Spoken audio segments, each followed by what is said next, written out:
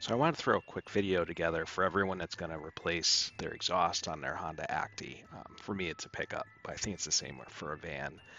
There's a lot of videos out there that say how it's really easy. Well, sometimes it's not so easy, and I kind of ran into every pitfall you could, almost. So I'm going to talk about my experience of how to remove the Acty exhaust when things all seem to go wrong. Three, two, one.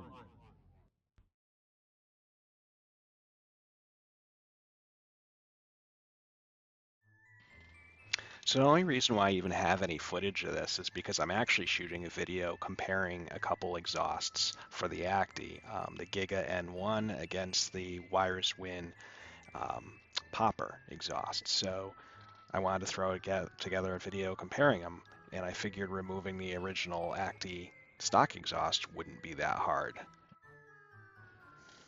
So I'm going to start this by saying I'm not a mechanic. I'm a do-it-yourselfer. I like to goof around in the garage. So I don't have mechanic grade tools and map gas and special torches and all that could melt bolts. So a lot of the advice I'd gotten from people to get this stuff off was to use tools that the common person wouldn't have in their garage. So here's some of the tools that I did use for this job. A lot of them failed, but again, they're common tools. A lot of wobble extensions and angle tools and stuff so that I could get in those tight spaces on the K vehicles that I've acquired over time.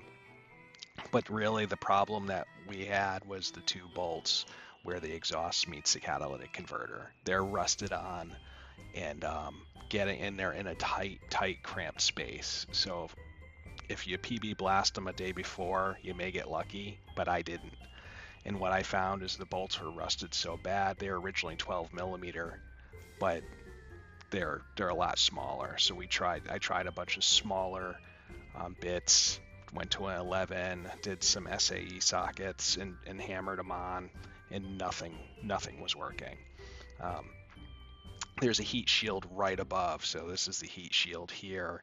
You can unbolt it. The bolts are on the bottom, very easy to get to, and then you can slip that heat shield off, which made it a lot easier to get to. I was able to get the far nut off with this wrench and some contortionism, and as you can see, I was really in there tight. Um, but I, I'm just really surprised it actually came off fairly easily, just with a couple wobble extensions and that. So, but then for the main one, I had to go in and go with the Dremel. The Dremel never fails me, and just file the stud all the way down, file the bolt off, and it took a while. It actually filed down the whole bit. I went through a few bits. Um, I should also say that I was trying to salvage the exhaust. I didn't want to get rid of it. I want to sell the exhaust. It was in good shape. So you can see kind of here as I was making my way, and there's the final. That bit was originally a flat bit, so it rounded all the way down. But you can see I finally got it off. The rest of the parts came off fairly easily. There's the exhaust hangers, there's the two vent tubes there in the back. They gave me a hard time, but nothing really to write home about. It was fairly easy. Just take your time and try not to rip yourself open on a rusty sharp edge.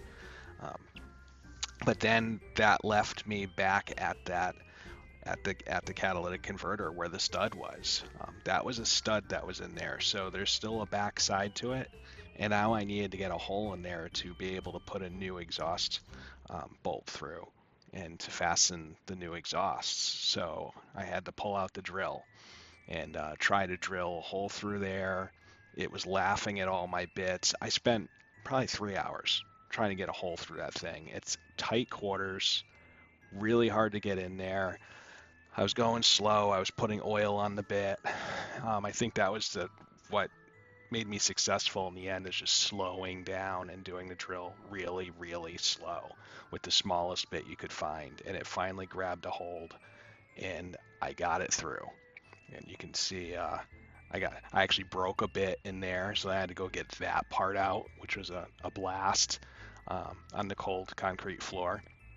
And so you can see here the final drive. I'd gotten to the widest drill bit now that would accommodate my exhaust bolt, and I finally busted through. And it was a joyful moment for me. So now I was able to move on. You can see there's the hole there. And even the exhaust bolt I got, it was huge. So just trying to get the exhaust bolt in was a pain because it was damn heat shields, but it finally went through. I was just at the tail end of my wits, and I was just kind of rushing. So I, again, slow down. And there you have it. I ended up being able to put the exhaust on. I used one original stud. I did tighten that nut down more, but I used the original stud and then one new exhaust bolt. And I was able to get the exhaust on. And this is the Wires Win popper that you're seeing there. That was the first one I installed. And like I said, I have a video coming out that's going to compare them all with a decibel meter, so you can see the difference in sounds and everything. And I was able to swap them out really quick once I got past that big hurdle. So hopefully this helps somebody who's looking to replace their exhaust and they kind of hit that wall of some rusty parts. Don't give up hope. You can do it. Trust me, if I can do it, anyone can do it. Just be patient and be careful, and best of luck.